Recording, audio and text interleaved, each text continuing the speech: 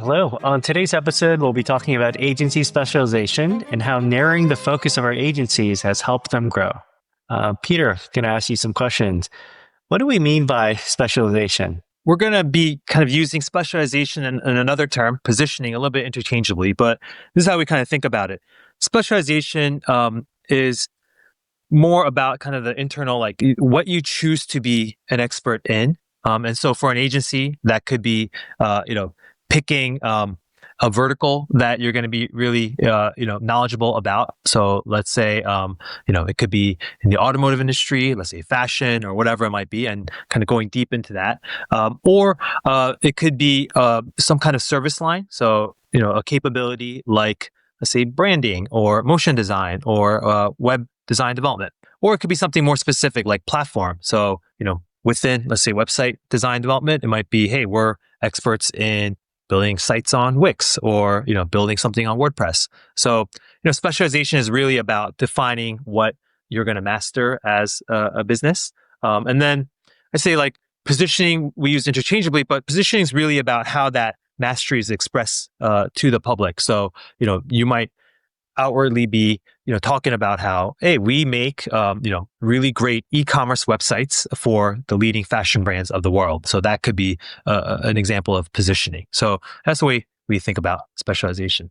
All right. Well, you shared a lot of different ways an agency can specialize. Why would you say why is specialization important or helpful? Yeah, specialization, to kind of think about its usefulness, it's good to look at the inverse. So like, when you're a generalist agency, what are some of the things that are pros and cons of a generalist agency? So if you are providing, let's say you're a full service agency, in the marketing space, so you're able to do, all kinds of things. You can, make websites, you can do the design, but you can also, do a little bit of PR. You can do some paid advertising. You can help them with some conference events. So, you do all these things, and then, you might be able to do this for a dentist's office, but also do it for a financial services firm, or, do this for a consumer brand. So, when you think about a generalist agency and the ability to service all these clients across all these different capabilities, one thing you could argue is that, that's cool. Like the people working there are going to get variety and they can be creative in different ways with all these different types of clients. But I think the trade-off might be that, hey, are they able to do it really well for that client? Are they, able to help that dentist really reach their customers and understand their problems and needs deeply versus the financial services client who might have a totally different ICP and need a different set of skills to, really engage and get the marketing done for their customers. And so I think there's going to be trade-offs. So when it comes to specialization, where it's helpful for an agency might be, it can really help to streamline and provide depth to how they can service their customers, their clients. And so, in the case, let's go back to the dentist. If you're an agency that does marketing for dentists, now you're talking about having a very clear idea of the customers that the dentists are targeting. Maybe you develop processes as well as, you've got a wealth of experience going after the same kind of client, so you can pattern match and get better and better at how you deliver results. And you might have solved some hairy problems specific to that type of client that you can then help navigate much faster, and it's not a first time thing that you have to try to figure out. And so with that, and you're giving also the dentist a degree of confidence, right? Like, hey, you've done this for these other 10 other dentists, great.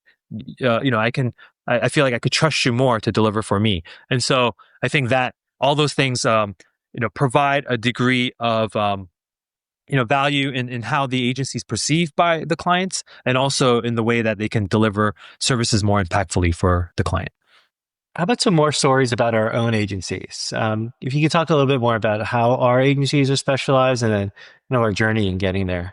Yeah, so across Barrel Holdings, I mean, part of the reason we're so passionate about this topic of specialization is because we've taken a very long road to get here in terms of like, how we think about specialization.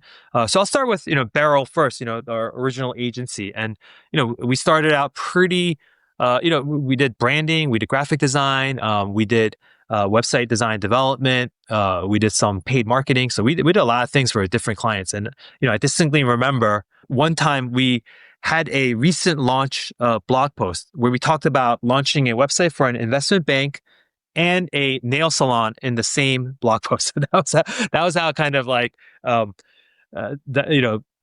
generalists we were. Like whoever needed a website or any of our services, we go for it. And so over time, there were some, we got to work with a lot of things. I mean, it was fun because we got to work with a different kind of client all the time. But over time, we realized like we could be more successful if we narrowed our focus more. And one of the things that we ended up really pinning on was around kind of the e-commerce side. From a capabilities perspective, we latch onto the Shopify ecosystem. We thought, hey, e-commerce is growing at this amazing clip. Shopify is the platform that we want to be the best at, and we started to hone in more and more within that space. Now, that space got competitive really quickly.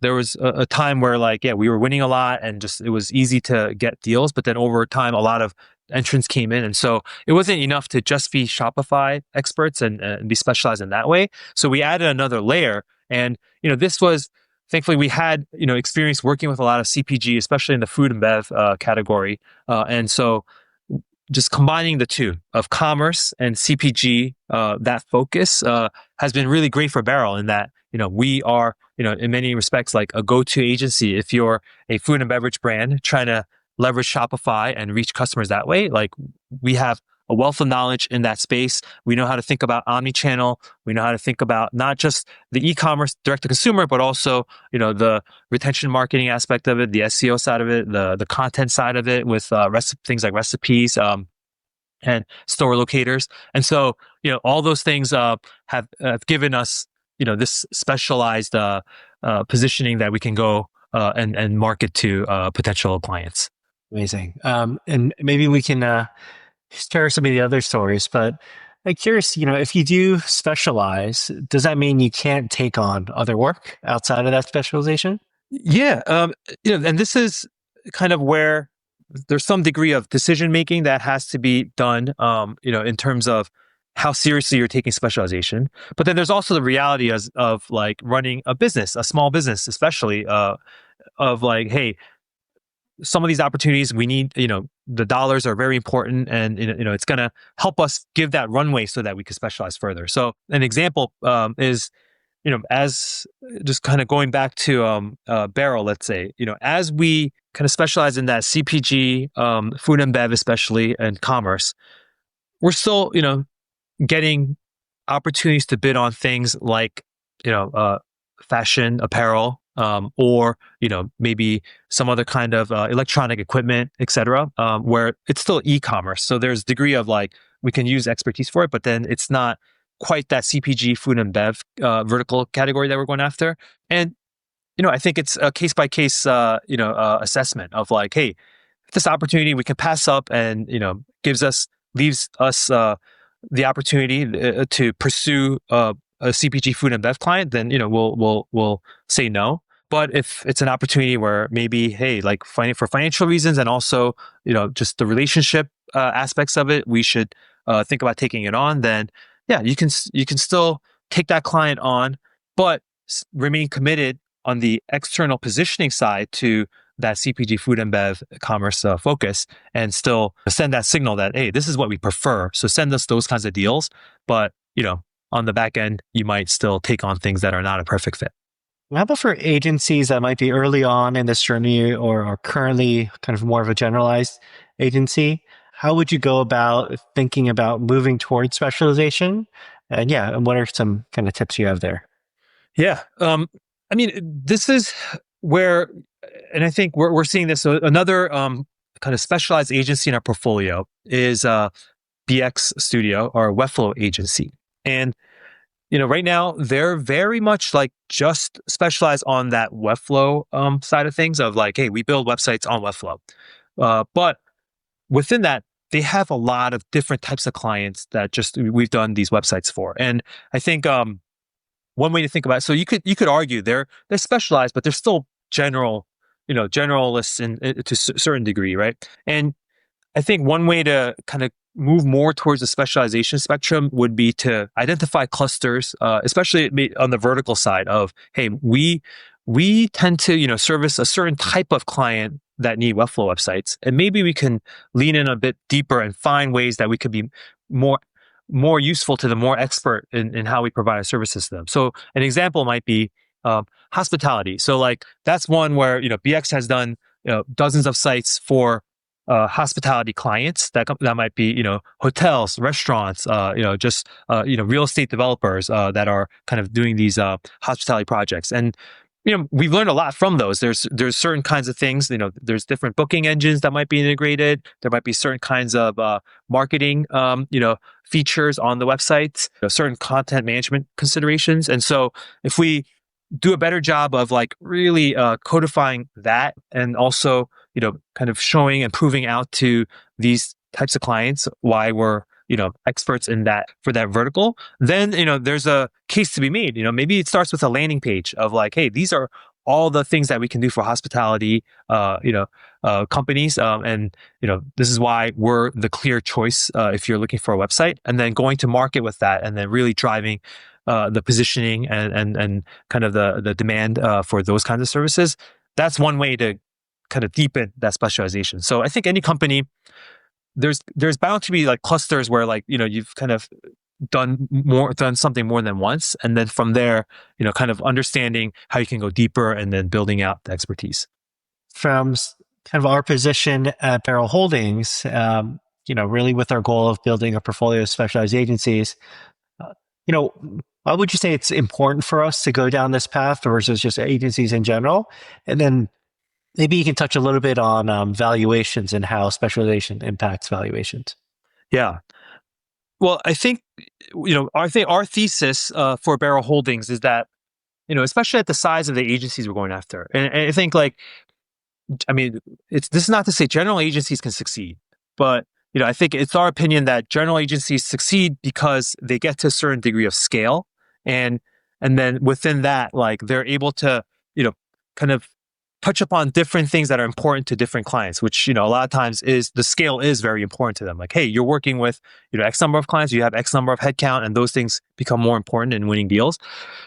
For the areas that we play in, so these agencies that are kind of in that 2 to 6, under $10 million in revenue, annual revenue, we think specialization offers a degree of durability and profitability that kind of drive the value, and also we're optimizing for long-term hold and cash flow generation. So if those things are important to us, we think the specialized agencies give us the best chance of finding those types of qualities in an agency. And so if you think about what are the advantages of specialization, especially in a client relationship, well, one, like you could argue that's going to lead to longer term relationships with a very kind of sticky group of clients. And so exactly who your ICP is, how you're kind of providing value to them, and then if you're doing it right, like there should be less competition for that client to kind of switch into some other provider. And so there's a degree of retention and longevity there, and then because you're providing some kind of specialized expertise that's different than somebody doing it at a much lighter level, you should be able to command higher fees, and therefore profitability should be more important. So those things should also positively impact valuations, because if we're looking at agencies on EBITDA, right, their margins are going to be super important, and so specialization should flow through to allow for higher margins on their profits. Great. We've covered a lot about specialization. And to wrap things up, if our listeners, want to learn a little bit more about specialization, any resources or books that you'd recommend? Yeah, I have to kind of mention, the OG on the positioning side that we've kind of follow for many years now, probably 10 plus years. David C. Baker, his book, The Business of Expertise, has always been a good one for kind of thinking about agency, kind of expertise, positioning, specialization, whatever you want to call it.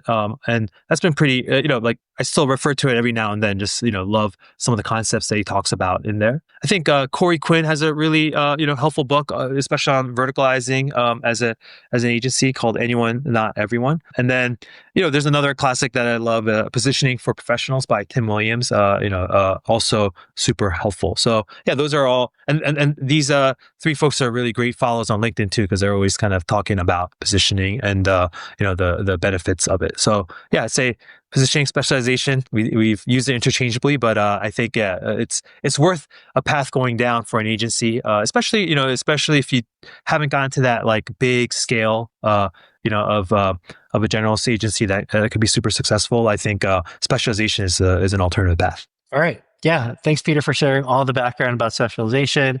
That's it for today, and we'll see you next time. All right. See ya. Bye.